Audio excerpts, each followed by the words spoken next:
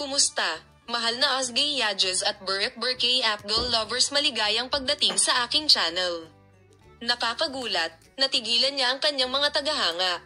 Ang Ozzy Yajez at Burak ay kamakailan lamang na ipinakita sa isang maikling honeymoon at ang reaksyon ni Gokberk The Mercy ay nasa agenda. Ang kalapitan ni Ozzy at Burak ay naging paksa ng chismis para sa isang habang. Marami sa kanila ang nag-isip tungkol sa kanilang pagkakaibigan. Ngayon, ang mga bagong larawan ng mga romantikong getaways ay nag-fuel na alingaungaw ng pang-aakit.